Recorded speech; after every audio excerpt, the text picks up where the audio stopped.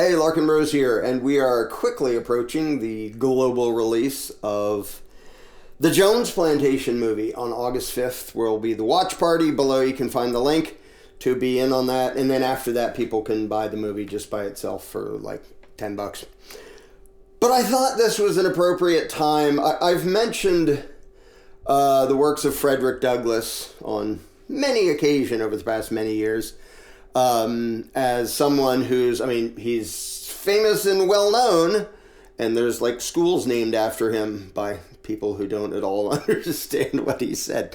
But he was a slave. He grew up as a slave, and his accounts of his experience and his spiritual awakening, philosophical awakening, whatever you want to call it, to me is one of the most amazing examples of like inspiring human greatness.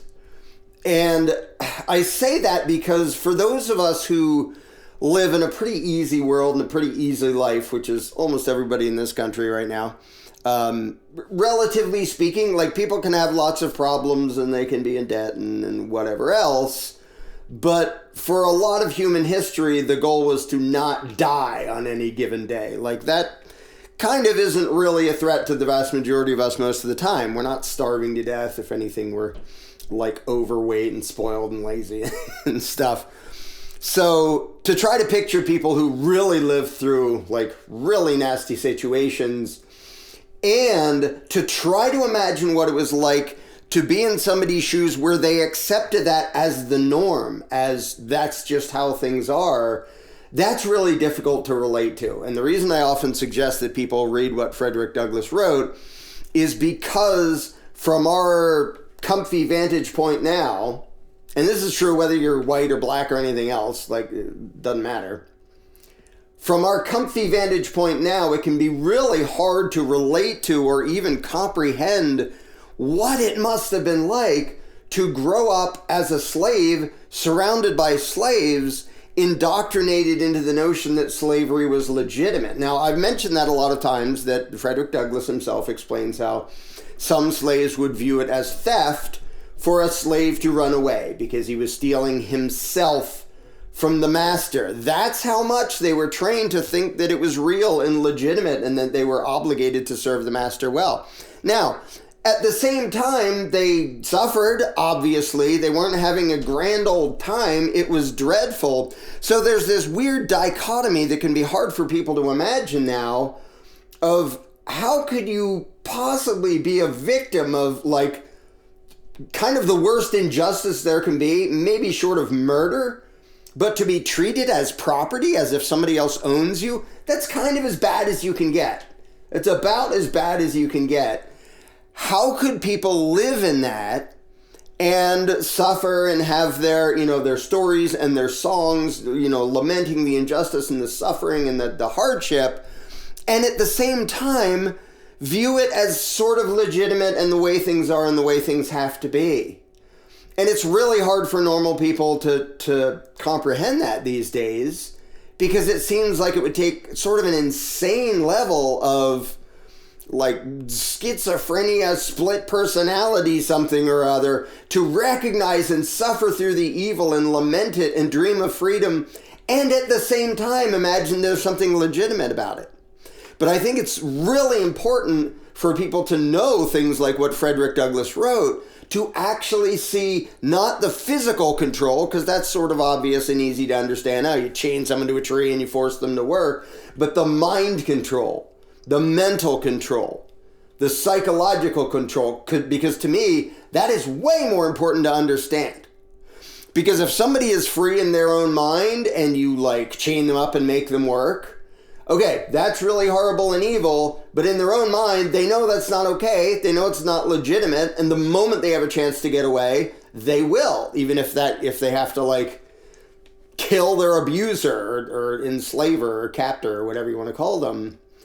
But the mentality, the process that Frederick Douglass went through is just so amazing. And I cannot nearly assume I could ever have gone through that process starting where he started and so eloquently ended up with his understanding and expression of not only the evils of slavery, but his own sort of revelation of what was going on, in spite of the fact that he was surrounded by it, and that was just the status quo. So I'm going to do a series of videos here where I just take a little snippet of stuff he wrote. I highly recommend people read the whole story.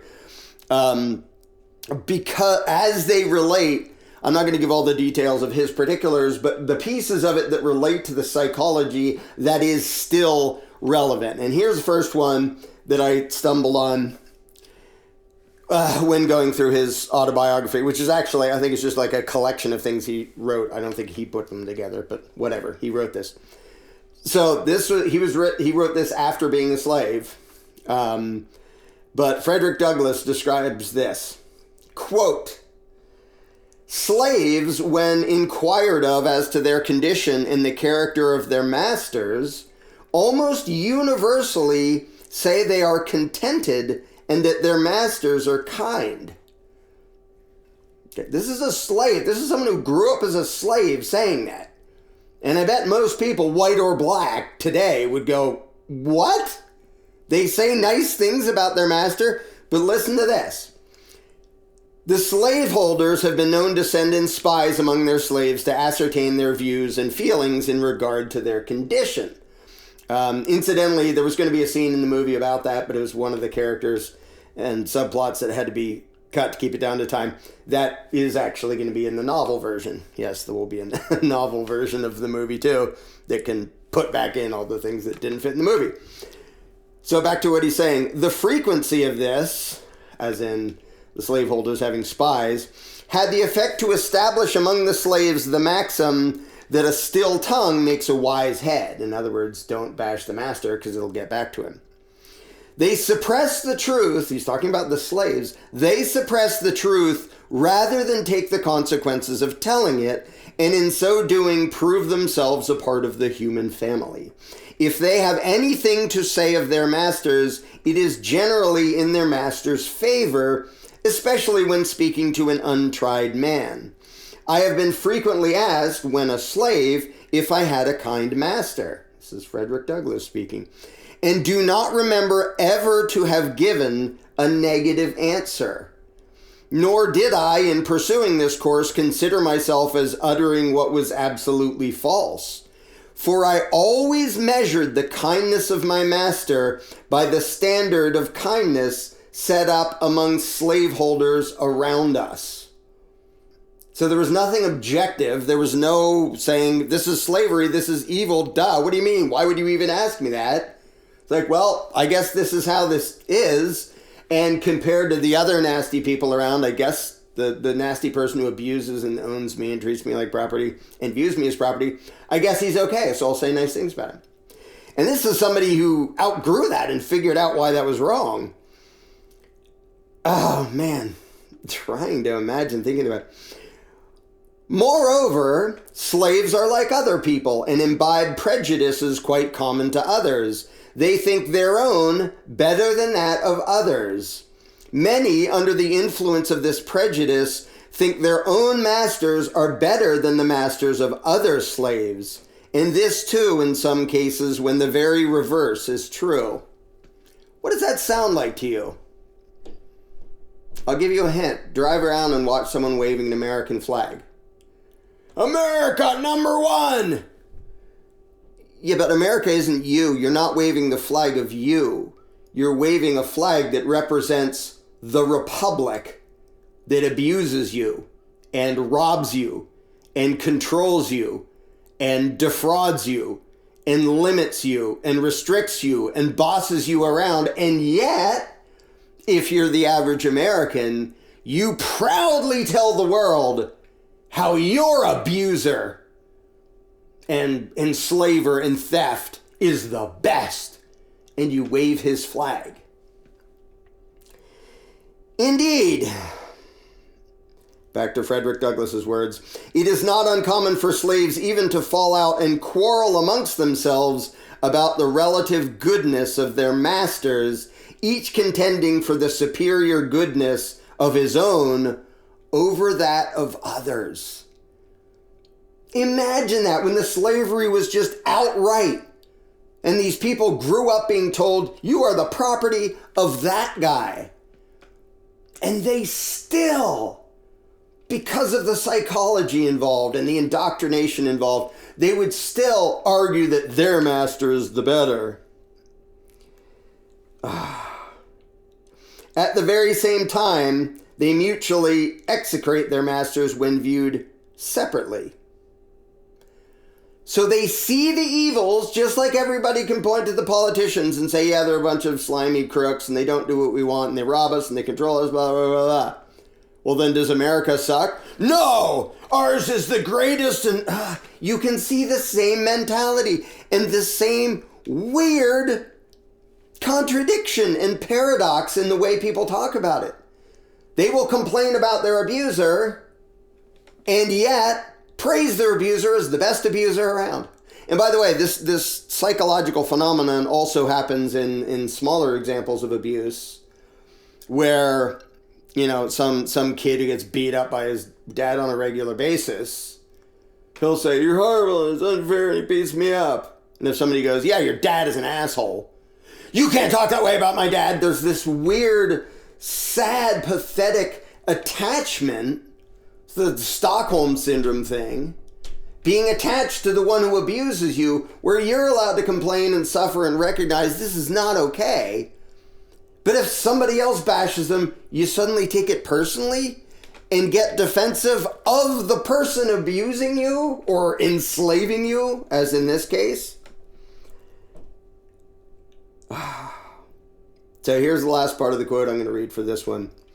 Quote, they seem to think, meaning the slaves, they seem to think that the greatness of their masters was transferable to themselves. It was considered as being bad enough to be a slave, but to be a poor man's slave was deemed a disgrace indeed. Can you even freaking imagine that? I mean, I can read his words and know that, yeah, that guy actually lived a lot of his life as a slave. And I can see parallels today.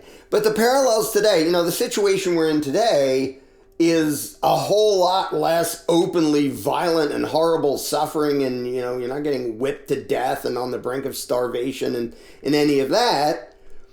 We are way more prosperous while being robbed by parasitical thieves and tyrants. So I'm not nearly and would never compare the severity of the situation. But if you can't recognize the similarity of the psychology involved, then you're just not looking very hard. And there's a lot of things that Frederick Douglass talks about that show that to a disturbing level. But the fact that somebody can abuse a bunch of people or claim to own them, and because of how our weird brains work, if they're indoctrinated into thinking, well, this is how it is and we're obligated to obey, you'll still see people making excuses for their own abusers and literally bragging that their abusers are the best abusers around. Well, what other country would you rather live in? You've probably heard that response to somebody pointing out, this government in this country, bad things are happening here. Yeah, we're pretty dang prosperous, and we have a certain amount of freedom in certain ways, kind of. It's been dwindling for a long time. But a lot of times when people go, I'm not going to wave the flag and praise this country and call it the land of the free, because it isn't. You need permission of the ruling class to do almost anything. And how do other people respond? This is the greatest country, and if you don't like it, just get out. And what country is better than this one? Why don't you move to North Korea? It's literally as twisted and insane as somebody saying, yeah, my dad gets drunk and beats me up every other night. And somebody saying, well, if you don't like it, why don't you go to the neighbor whose father is even a worse, more violent drunk? Then see how you like it. What kind of insane response is that? It's the kind of insane response a brain has to manufacture to try to be at peace with an obvious injustice. They have to compare it to something else to not admit to themselves what they are and what's being done to them. Because to admit that and then to keep going along with it would just be unbearable. Like you have to just confess, I'm a piece of crap and being treated like a piece of crap and I'm not doing anything about it. That is the recognition that Frederick Douglass eventually came to, that this all the way isn't okay. And comparing masters, that's irrelevant. That doesn't stinking matter. I own myself. And I don't know if he ever put it in those words, but you can very obviously see that he came to that conclusion and he figured out, I'm not this guy's property. And for those of us today, it can seem like, why on earth would that take that much time and effort to figure out you don't belong to another human being? Well, if you're surrounded by people who think that slavery is just how things are, and it's legitimate, and even if you complain about, this is horrible and we're suffering and stuff, but oh well, it's legal and stuff, and he bought me fair and square, and if that's the mentality of everyone around you, most people do not have the philosophical awareness and the strength to see objective reality and morality while indoctrinated into that situation. And again, I would never compare the degree of injustice happening now to like chattel slavery, but the mentality is the same. Millions and millions and hundreds of millions of people working their butts off and being constantly robbed by these political parasites. They have to tell themselves excuses for why this is legitimate and necessary and this is how things have to be. And furthermore, ours is the greatest country. Our abusers are the greatest abusers. Don't you dare talk bad about our abusers. And so if one of their fellow slaves, in the analogy, says, yeah, our abuser is a piece of crap. This is not okay. This is not acceptable. This is not legitimate. This is not moral. Most of the others will respond by hating that person for trying to put in front of them a truth that makes them too uncomfortable. And there's a scene in the Jones Plantation that is specifically about that. And it's one of my favorite scenes. It's rather intense. And I like it because it needs to be. Anyway, I'll probably do a few more series with bits and pieces of, straight from Frederick Douglass's own hand, writing these things down and describing his own experiences, because he had a first-hand view, not just like the slave master's view of what the slaves are thinking, but a slave's view of what his fellow slaves are thinking and what they feel and how they behave and how they view things and what they accept and what they don't. And it's a creepy, disturbing thing. And, I know a lot of people don't like to read things that are that, about something that heinous, because he tells, some pretty heinous stories of how slaves were treated, which was badly, in case anybody wonders. And so it's not an easy read and it's not a fun read in a bunch of ways, but I think it's really damn important for people to understand the mentality and the psychology that was required to have slavery be an institution. Because, and I've said this before and some people get offended and I don't care, you cannot have slavery exist just by way of brute force. Because if all of the victims recognize this is totally wrong and I have the right to escape, I have the right to defend myself, I have the right to kill the master, the owner who doesn't own me, he's just some guy. If that's what it takes to get away, I have a right to do that. That is how we want to imagine people thinking. And if people thought that way, there never would have been slavery. And it's not just in this country, and it's not just white and black. Most of the world has had slavery for thousands of years, with all sorts of different colors, enslaving all sorts of different colors back and forth. That was just kind of the way things are. And culturally, it's like, yeah, if you can conquer and dominate and enslave somebody, but to adopt the mindset of a slave, that is the real problem. Because if all the people refuse to adopt that mindset and say, yeah, you might victimize me, you might chain me to a tree so I can't get away, you might whip me until I work, but at least in here, I know that I own myself and that this isn't okay. And the moment I have a chance to change it, to escape, to overthrow the master, whatever, I'm going to. When this changes to the point where people are free in here, the external problems will go away sooner or later, and probably sooner. But until that changes, nothing improves. If people think like subjects and slaves, they will remain subjects and slaves forever.